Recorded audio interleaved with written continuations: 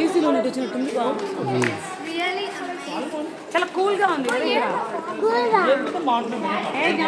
ఉండుమా అబ్బా ఏసీలో దిగినావా? Central AC.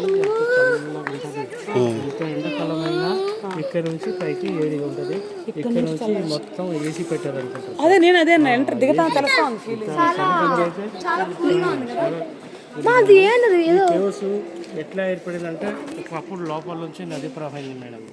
ఆ నది ప్రవాహంలో ఇక్కడ ఉన్న లావా లాంటి చిన్నప్రాయ జింకమట్టి ఇవన్నీ కరిగిపోయి కొట్టుకుపోయి ఈ గుహ ఆటోమేటిక్గా ఏర్పడింది. మాదిగా అంతా కూడా మాది కూడా ట్రైబల్సే.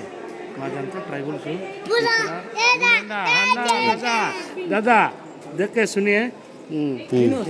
ఇప్పుడు స్టార్టింగ్లో సారు మన ట్రైబల్స్లో కనిపెట్టి హోలు ఇదే పైన ఇదే ఆ ఓలు పక్క నుంచే మీరు వచ్చారు.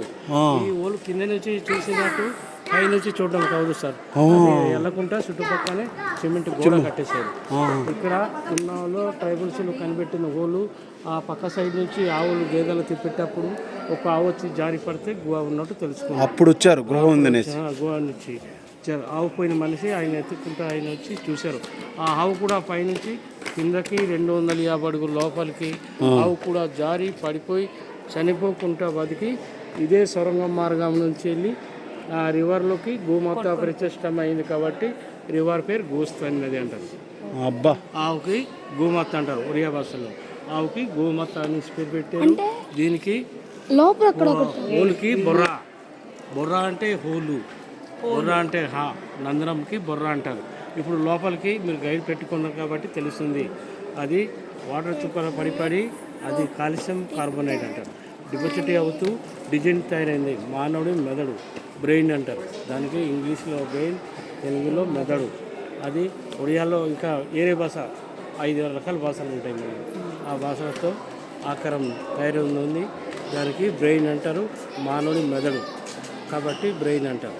ఇది ఈ గుహ ఏజ్ సార్ బాబు, ఈ గుహ age sir 150 million old cave sir. 150 million years. 150 million old caves. ఇది 1807లో జియోలజిస్ట్ బ్రిటిష్ గవర్నమెంట్ వాళ్ళు విశాఖపట్నం నుంచి కిరండోల్ మధ్యప్రదేశ్ రైల్వే ట్రాక్ వేసేటప్పుడు మిలియన్ కింగ్ అని ఆయన చూసిన తర్వాత మన వచ్చింది ఎంట్రన్స్ అని కొన్ని కట్ చేసి ఈ మెట్లు తర్వాత కట్టించారు. అంతకుముందు రాళ్ళు మెట్లు ఉండేవి. దానిపైనే ఇది ఫ్లోరింగ్ చేసి కడప. ఇదివరకు ఇలాగ వెళ్ళి చూసారు.